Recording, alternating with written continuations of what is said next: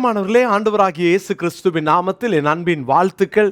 இன்றைய முத்து என்னும் இந்த சிறிய தியானத்தின் மூலமாக மறுபடியும் இன்றைக்கும் உங்களை சந்திப்பதில் மகிழ்ச்சி அடைகிறேன். கிருபையும் சமாதானமும் உங்கள் அனைவரோடும் இருப்பதாக.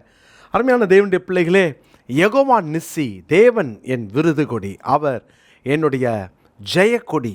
நம்முடைய தேவன் அவர் வெற்றியை கொடுக்கிற தேவன், ஜெயம் கொடுக்கிற தேவன். அமலேக்கு நமக்கு எதிராக வரும்போதெல்லாம் அமலேக்கனை எப்படி மேற்கொள்ள வேண்டும் என்பது தெரியாததுனால தான் நிறைய பேர் விடாய்த்திருக்கிற நேரம் அமலேக்கன் அவர்களை மேற்கொண்டு விடுகிறான். அமலேக்கன் கிட்ட தோற்று போகிறார்கள். இதை தான் நம்ம கடந்த ஒரு சில வாரங்களாக தியானித்து வருகிறோம். அருமையான தேவனுடைய பிள்ளைகளை, அமலேக்கனை எப்படி மேற்கொள்வது? இந்த அமலேக்கன் ஏசாவின் வம்சத்தில் வந்தவன் என்று நான் முதல் நாள்லேருந்து நான் சொல்லிட்டு இருக்கிறேன். மாம்சத்துக்குரியவன் மாம்சமானவர்களோடு போராடுவான். கொஞ்சம் ஆவிக்குரிய வாழ்க்கையில் டவுன் ஆகிட்டா இந்த அமலேக்கன் மேற்கொண்டுருவான். பல ரூபங்களில் வருவான். நான் அதையும் செய்தியாகவே உங்களோடு கூட நான் பகிர விரும்புகிறேன். இந்த செய்தி உங்கள் ஆவிக்குரிய வாழ்க்கைக்கு மிகுந்த தேவையான ஒரு காரியம். எனவே கவனமாக நாம் அதை ஃபாலோ பண்ணுவோம். உங்களுக்கு தெரிந்தவர்களுக்கு அனுப்புங்க. ஆவிக்குரிய வாழ்க்கையில் மேற்கொள்ள முடியலன்னு போராடுறவங்களுக்கு இந்த செய்தி மிகுந்த ஆசீர்வாதமாய் பிரயோஜனமாக இருக்கும். அதில் எந்த மாற்று கருத்தும் இல்லை. யாத்திராகமம் 17ஆம் அதிகாரத்தின் 15ஆம் வசனம், மோசே ஒரு பலிபீடத்தை கட்டி அதற்கு யெகோவா நிஸ்ஸி என்று பெயரிட்டான். யெகோவா நிஸ்ஸி, தேவன் என் விருது கொடி.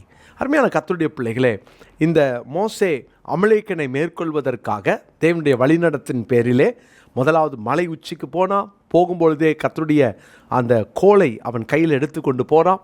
மூன்றாவதாக ஜெப நண்பர்களோடு போனான். இந்த அமலேக்கனை மேற்கொள்வதற்கு ஒரு டீம் ஒர்க் தேவை, ப்ரேயர் பார்ட்னர்ஸ் தேவை, ஆவிக்குரிய நல்ல சூழ்நிலைகள் நமக்கு தேவை என்பதை நாம் தியானித்து கொண்டே இருக்கிறோம்.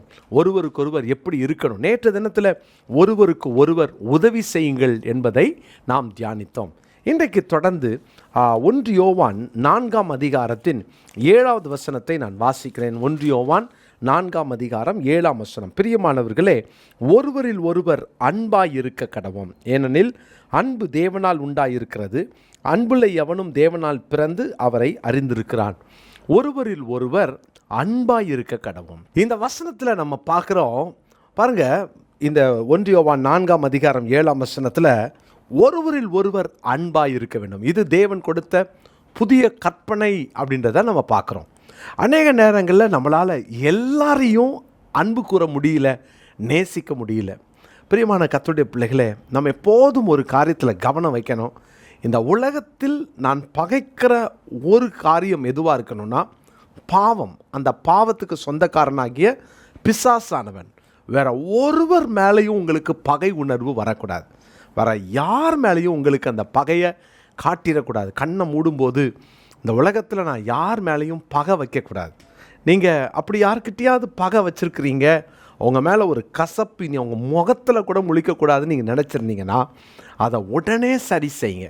அருமையான தேவனுடைய பிள்ளைகளை, இந்த பகை தான் இந்த விரோதத்தை கொண்டு வந்து, இந்த விரோதம் பாருங்கள் பிசாசு உள்ள நுழைவதற்கு வாய்ப்பாக மாறிவிடும்.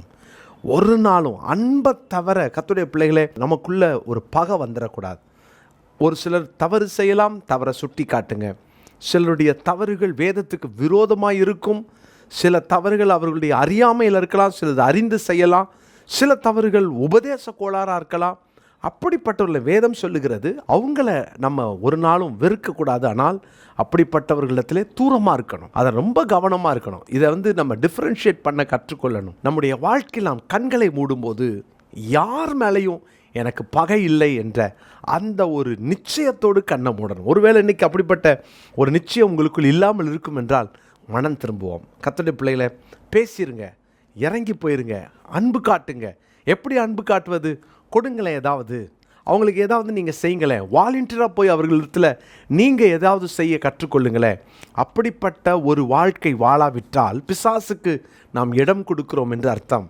1 யோவான் 3ஆம் அதிகாரம் 23வது வசனத்தை வாசிக்கிறேன். 1 யோவான் 3:23. நாம் அவருடைய குமாரனாகிய இயேசு கிறிஸ்துவின் நாமத்தின் மேல் விசுவாசமாய் இருந்து அவர் நமக்கு கட்டளையிட்டபடி ஒருவரில் ஒருவர் அன்பாய் இருக்க வேண்டும் என்பதே அவருடைய கற்பனையாக இருக்கிறது. அது அவருடைய கட்டளை. நான் விசுவாசிக்கிறேன்னா அப்படின்னா அவர் கட்டளையை நான் கீழ்ப்படிஞ்சு தான் ஆகணும். நான் அவரை விசுவாசிக்கிறதுக்கு அடையாளம் அவருடைய கட்டளையாகிய ஒருவரில் ஒருவர் அன்பு கூற வேண்டும் என்ற அந்த கட்டளையை ஏற்றுக்கொண்டு தான் ஆகணும். ரோமருக்கு எழுதின நிருபம் 13ஆம் அதிகாரம் 8வது வசனத்தை நான் வாசிக்கிறேன். ஒருவரிடத்தில் ஒருவர் அன்பு கூறுகிற கடனை அல்லாமல் மற்றொன்றிலும் ஒருவனுக்கும் கடன்படாதிருங்கள். பிறனிடத்தில் அன்பு கூறுகிறவன் நியாயப்பிரமாணத்தை நிறைவேற்றுகிறான். ஒருவரிடத்தில் ஒருவர் அன்பு கூறுகிற கடன், நான் அன்பு கூறணும், அதுதான் என் மேல் விழுந்த ஒரு கடனாக இருக்க வேண்டும்.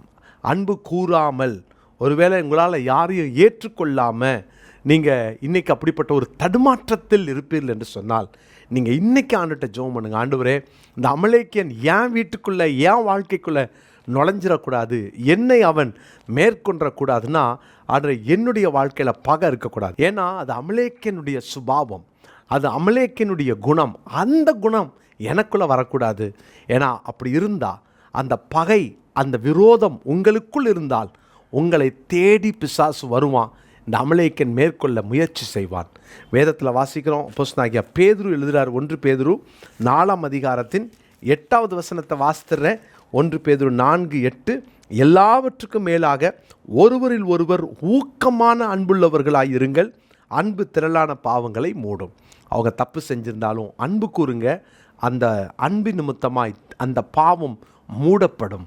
அந்த பாவத்தை நாம் வெளியே கொண்டு வராததுனால அது மன்னிக்கப்படுகிறது, அது மூடப்படுகிறது.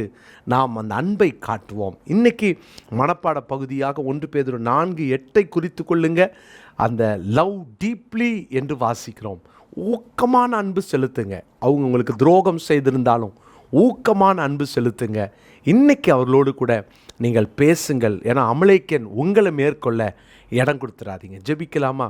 நல்ல தகப்பனே, நாங்கள் அமலேக்கியனுக்கு இடம் கொடுத்து நாங்கள் பகையை ஒருவருக்கு மேலே ஒருவர் வளர்த்து கொள்ளாதபடி நாங்கள் கிறிஸ்து எங்களுக்கு மன்னித்தது போல நாங்களும் மன்னித்து மறந்து நாங்கள் ஒருவர் பேரில் ஒருவர் ஊக்கமான அன்பு செலுத்த எங்களுக்கு கிருபைத்தாரும். தாழ்த்தி உமது கரங்களில் ஒப்பு கொடுக்கிறோம். ஆவியானவரே, ஆண்டவரே, இந்த நாளில் யார் யாரெல்லாம் ஆண்டவரே அன்பு கூற முடியலன்னு ஸ்ட்ரகிள் பண்ணுறாங்களோ அவங்க மேலே உங்கள் கிருபையை வைங்க. அவர்களுக்கு மன்னிக்கவும் மறக்கவும் அன்பு கூறவும் ஆண்டவரே உதவி செய்யுங்க. உடைய நாமம் மகிமைப்படட்டும். இயேசுவின் நாமத்தில் ஜெபிக்கிறோம் பிதாவே, ஆமென். பிரியமானவர்களே, அன்பின் வாழ்த்துக்கள். விங்ஸ் ஆஃப் விக்டரி IAS அகாடமியினுடைய 2024-25வது ஆண்டிற்கான சேர்க்கை நடைபெற்று வருகிறது. தரிசனமுள்ள, ஆர்வமுள்ள, நானும் IAS IPS ஆகணுன்ற அப்படிப்பட்ட தரிசனமுள்ள இளைஞர்களை நாங்கள் அன்போடு அழைக்கிறோம். நீங்கள் ஒருவேளை UGO PGO முடித்திருப்பீர்கள் என்று சொன்னால், இதற்காக ஆயத்தப்பட்டு கொண்டிருப்பீர்கள் என்று சொன்னால், உடனே கீழே காண்கிற ஃபோன் நம்பர் மூலமாக நீங்கள் தொடர்பு கொண்டு உங்களுடைய அப்ளிகேஷனை வாங்கி உடனடியாக நீங்கள் அனுப்பலாம். ட்ரைப்ஸுக்கு முழுவதுமாக நாங்கள் இலவசமாக கொடுக்குறோம். எனவே பழங்குடியினரை சார்ந்த பிள்ளைகளாக இருப்பார்கள் என்றால் அவர்களுக்கு நாங்கள் இலவசமாக இந்த பயிற்சியை கொடுக்க விரும்புகிறோம். என்ட்ரிவில் அவுட்ஸ்டாண்டிங்காக பெர்ஃபார்ம் பண்ணுற மாணவர்களுக்கும் முற்றிலுமாக இலவசமாக நாங்கள் இதை கொடுக்கவிருக்கிறோம். ஹாஸ்டல் ஃபெசிலிட்டி உண்டு. சிறந்த ஃபேக்கல்ட்டிஸை நாங்கள் இந்த வருஷம் ஒழுங்கு செய்திருக்கிறோம். எனவே வாருங்கள், பயனடையுங்கள். தேசத்தில் ஆண்டவர் பெரிய யோசேப்புகளையும் தானியேல்களையும் எழுப்பி இந்திய தேசத்திற்கு நீங்கள் ஆசீர்வாதமாக இருக்க உங்களுக்கும் ஆண்டவர் அந்த கிருபைகளை தருவாராக. God bless you.